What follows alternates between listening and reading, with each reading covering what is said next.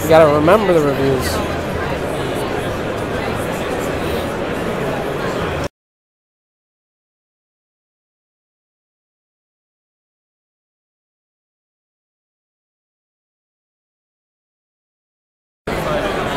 Okay, so the phone was announced. Was it yesterday? Right. Right. That's right. So now Canadians upset about the fact that yet again this is another one of these gadgets that comes out yet not technically available in Canada, but I guess theoretically you could buy it in the US, bring it to Canada, and get yourself a carrier, right? Yeah, absolutely. I mean, we wanted to ship to the entire world from day one, but what we wanted to do is be a little bit more controlled about that. The benefit of having a web model like google.com/phone is that it's easy for us to scale to new countries. We wanted to start small with the United States. We have some test markets overseas that we're shipping to as well, like the UK, but expect to see more and more countries added very soon thereafter. Okay. Now, you're probably not too familiar with the technical specifications of wireless networks in Canada and all that stuff, but I guess what a lot of Canadians are wondering is, was there a technical reason for not shipping to Canada? You know, there's been a lot made in our media lately that we've got 4 of the most advanced wireless networks in the world now. There are 4 HSPA networks, 21 megabit download and all that stuff. Is there anything, do you know anything about that? So what we actually have here is a device that we can swap in different antennas. So one of the unique characteristics, if you look at Rogers in Canada, for instance, it's running at a similar 3G band as AT&T here in the States. For Canadians who may not know, the United States actually has different GSM antennas itself. There's actually a different 3G antenna band for T-Mobile and another one for AT&T. That means that most phones that operate on a SIM can't actually run at 3G speeds on both networks. Right. That's true for this device right now. This runs at 3G on T-Mobile, but only Edge on AT&T. That means it'll only run Edge on Rogers as well.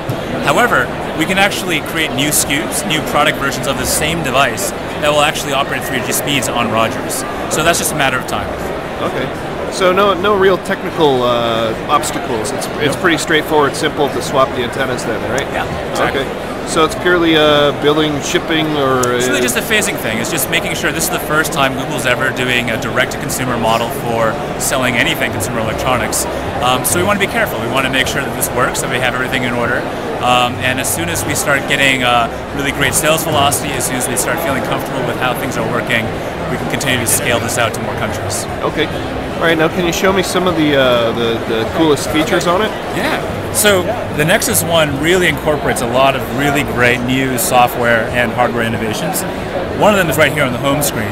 As you can tell, this background image is actually moving. There actually leaves are dropping to the surface, and if I tap on that surface, it's actually interactive. It will ripple under my fingertips. This is leveraging our new 3D framework, and it's a new innovation. It's not something that you've ever seen on a phone before, because usually you have a static image of your dog or your baby, and now it's actually dynamic. Another thing we've done on the technology front is added 2 microphones to this device. There's a microphone here on the back and a microphone here on the bottom.